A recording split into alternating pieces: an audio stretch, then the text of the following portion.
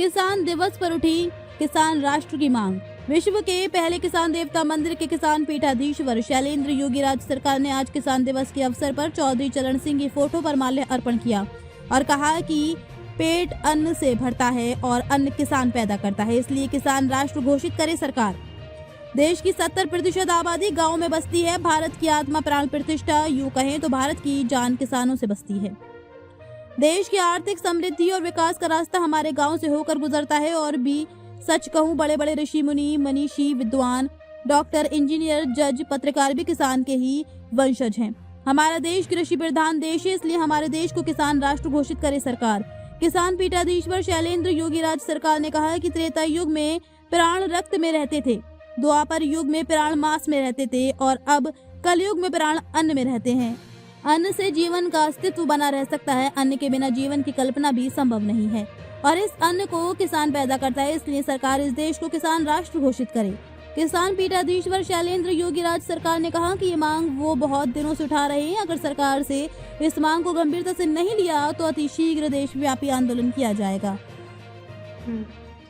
मैं विश्व के पहले किसान देवता मंदिर का किसान पीठाधीश्वर किसान आचार्य शैलेंद्र योगी राज्य सरकार आज किसान दिवस के अवसर पर मैं यह मांग करता हूं, इस राष्ट्र को किसान राष्ट्र घोषित किया जाए और एक किसान बोर्ड का गठन किया जाए, क्योंकि हमारे देश में 70% आबादी गांव में बसती है।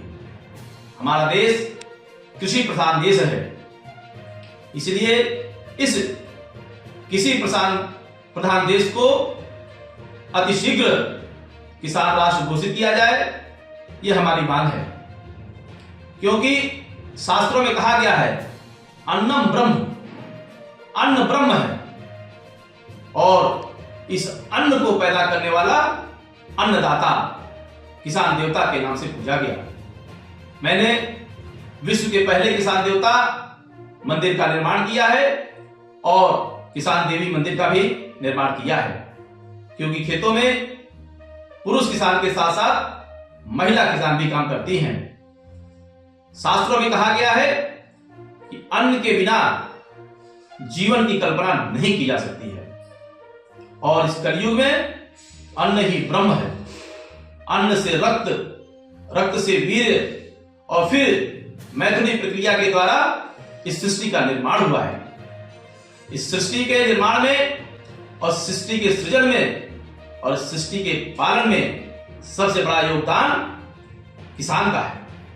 यह अन्नदाता किसान ठंड में ठिठुर करके भी खेतों में काम करता है।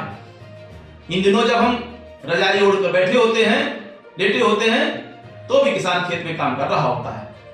गर्मी में लू की थपेड़े खाता हुआ किसान काम करता है और बारिश के सीजन में भीगते हुए वह किसान खेतों में, खलिहानों में किसके लिए काम करता है? हमारे और आपके लिए काम करता है।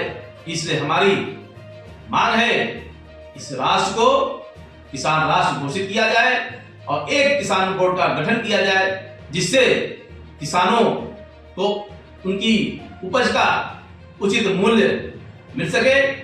इसी बात को लेकर के मैं आज किसान दिवस के अवसर पर